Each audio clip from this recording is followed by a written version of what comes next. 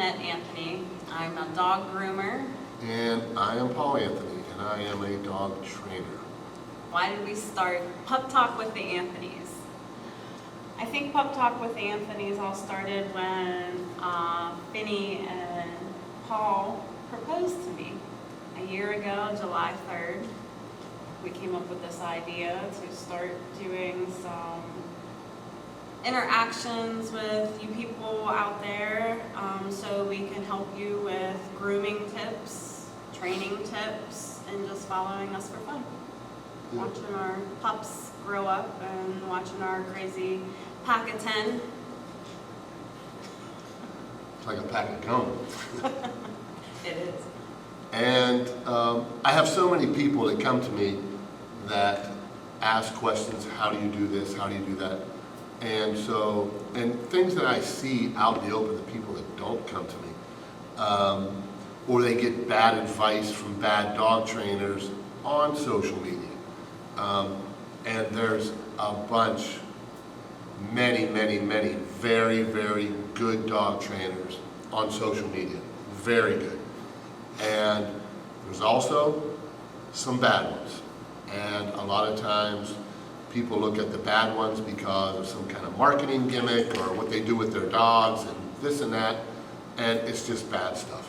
So we want to create something for everybody to watch from beginning to end. Since we have the puppies, we want to start showing you something from the beginning to the end results of the placement, the end results of food motivation, the end results of the recall, and things like that. What about your grooming tips? Oh, I think we just did a post the other day on the top 5 myths of grooming. Your dog needs their hair. The guard coat on the double-coated dogs protects your dog in the winter. It insulates the dog in the winter time to be able to keep the dog warm, and then it does the opposite in the summertime by repelling the heat and keeping the dog cool. So it's absolutely false that you need your dog shaved. If you have a groomer that will shave down your German Shepherd, then I'm sorry, you don't have a good groomer. Dogs that have been shaved before, for maintenance, if you have a dog that's 15 years old and it gets matted and impacted, and then that's a different story. But when you have a dog just because they shed, shaving the dog is not going to make it shed any less, because as soon as the hair comes back in, it's going to start shedding again. And it doesn't make it hypoallergenic, and it doesn't help the dog stay cool or anything like that. So that's completely false. And I thought I was going to be the one to start controversy. I was asking to start a lot of controversy right there. So, ding. So, this is my dog Finn.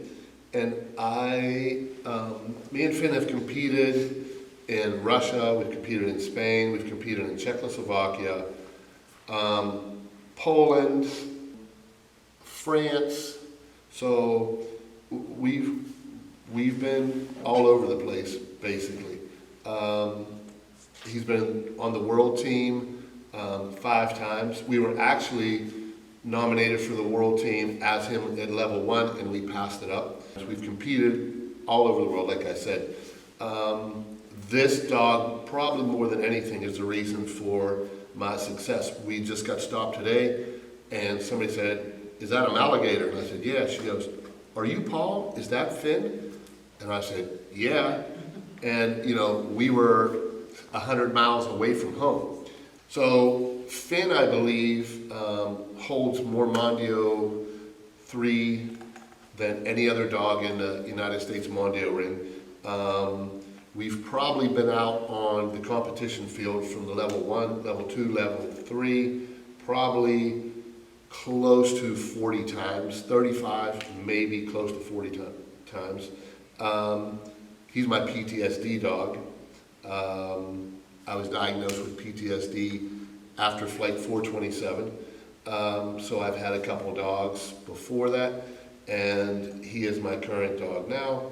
Travels everywhere with me. An amazing partner. He can read me, and I can read him. and that's Finn. Everybody knows Finn. More people know Finn than me. Finn made me who I am. I didn't make him who he was. Heshi he was my first sport dog. He was my first German Shepherd dog. When I got Heshi, honestly, I didn't know he was going to be my dog, but then he ended up being my dog. I went and took him to training because I knew he was going to be a big dog, so I wanted to kind of do something with him, and I had, free time on my hands, so I started getting him into training, went to Paul's place as he was a puppy, 14 weeks old, I believe. We started, basic training, puppy training, and then I just saw more in him. Him and I have a really close relationship.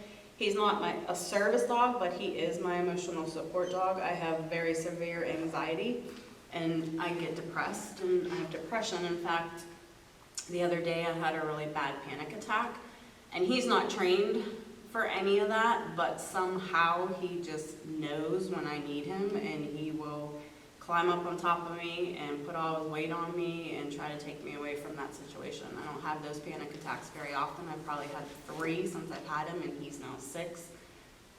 But each time, even the first one I had, he was 6 months old, I think, when it happened, and he just automatically just swooped in there and took me away from it. So I didn't even realize what he was doing at first, and then I was like, he's taking me out of this situation. So it's pretty cool to see him. He's do very that. intuitive too. Yes. Yeah, and when we started training and everything, we just kept going to classes, and he's super smart, and we ended up trying Mondio, and he did really well with it. He has an OB title and all of that, and we tried to go for the white part of it. And what is an OB title? Mondio ring has 3 parts. It's obedience, jumping, and then the protection part. So you can compete with a dog in just the obedience part if you would like to, and you can also just do obedience and the jumping. So you can do 3 separate parts. You can just do OB, you can do OB and jumping, and you can do everything, which gives you the Mondio ring full title. We did obedience and jumping, and he has an OBJ1. He was doing really well with the biting part, and then he kind of stopped biting. He hit a wall. Yeah, he hit a wall, and then I didn't really understand why, but then he ended up, he was diagnosed with hip dysplasia.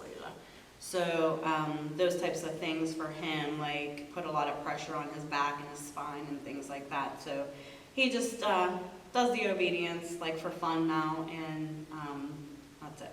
But he's my heart dog, and that's why he's here with me today.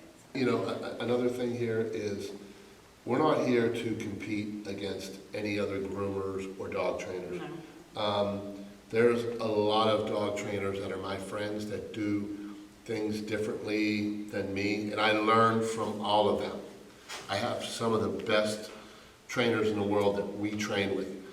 And I refer to a lot of different groomers that are right around me too, that I know can do maybe a better job than I can with certain breeds and stuff. So Yeah, and on the social media part, there's very good dog trainers out there. Like I said, because I do it one way and they do it another, doesn't make it my way's the only way. I've tried.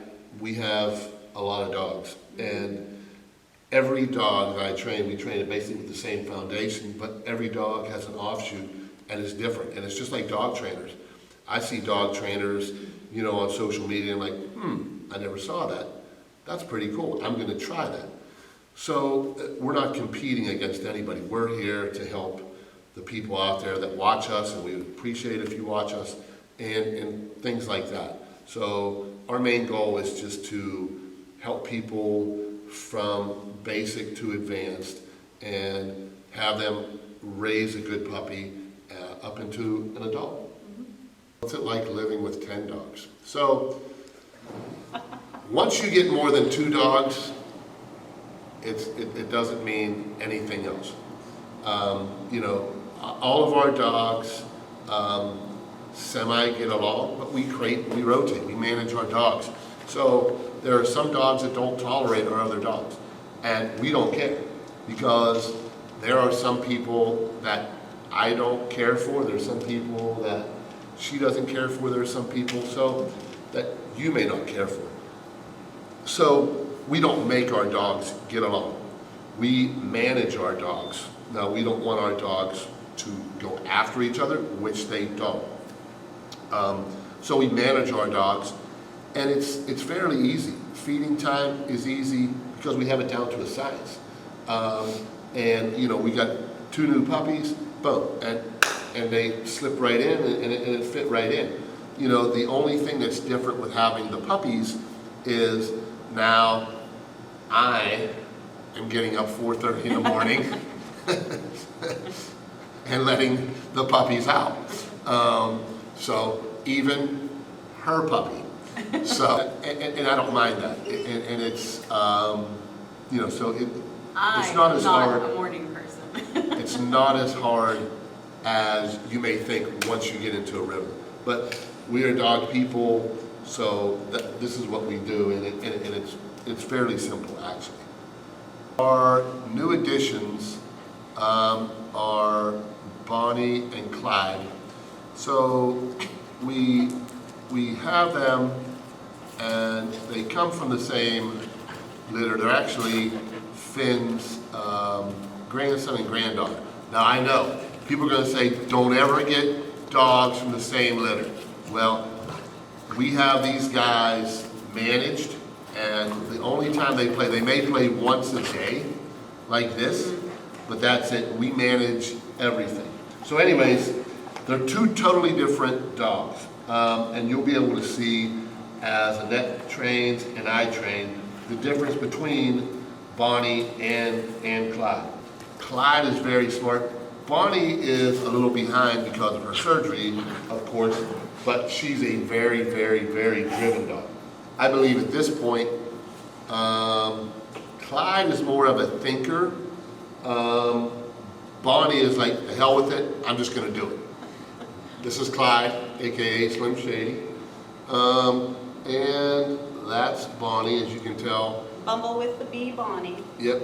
These are the 2 that we're gonna show you guys about raising puppies into good adult dogs. We are not just going to show you everything good. We want to show you the problems that we encounter too with our dogs.